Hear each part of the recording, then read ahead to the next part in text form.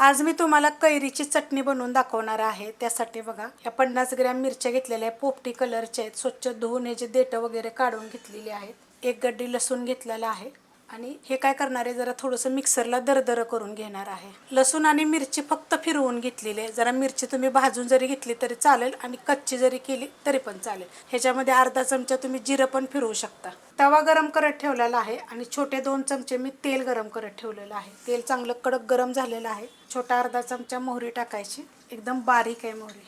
छोटा अर्धा चमचा जिरं, त्यात टाकणार आहे थोडीशी हिंग पावडर, खूप सारा कढीपत्ता टाकायचा, कापून घेतलेला आहे। थोडासा कढीपत्ता मोठा मोठा होता, भाजून घेते थोडा। कढीपत्ता बघा मस्त असा भाजला गेलेला आहे।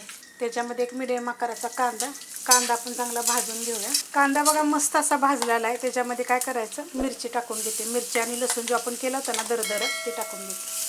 काढून घेतलेला आहे, गॅस मिडियमच आहे। ह्याला काय करते, पहिले 1 मिनिटभर परतून घेते। परतून घेतलेला आहे, गॅस करणार आहे थोडा बारीक। अर्धी कैरी घेतलेली आहे, आंबटवाली, वरची साल काढून अशी खिसून घेतलेली आहे। कोणती पण घेतली तरी चालेल। चवीप्रमाणे टाकायचं मीठ आणि याला परतून घ्यायचं 1 मिनिटभर फक्त।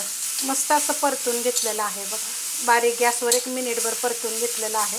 ह्याच्यामध्ये टाकणार आहे शेंगदाणे चांगले खरपूस भाजून असे मोठे मोठे कुटून घेतलेले आहे। अर्धी वाटी चमच्याचे जे चमचा होता ना, त्या चमच्याच्या मापाने 3 चमचे, 3 ते 4 चमचे मिक्स करून घेते। मस्त बघा मी परतून घेतलेलं आहे। आता ह्याच्यामध्ये मी अर्धी वाटी कोथिंबीर टाकणार आहे आणि ती पण चांगली परतून घेणार आहे। थोडी पुदिन्याची पानं असली तरी सुद्धा ते असे बारीक कापून टाकले तर चालेल, नाही तर मिरची बरोबर बारीक केली तर चालेल। कोथिंबीर पण मिरचीवर बारीक केली तर चालेल। मस्त असं बघा परतून घेतलेलं आहे। खूप चटपटीत अशी लागते, तुम्ही एकदा करून बघा। चविष्ट चटणी एकदम। रेसिपी आवडली तर लाईक करा, सबस्क्राईब करा, कमेंट करा आणि शेअर बी करा।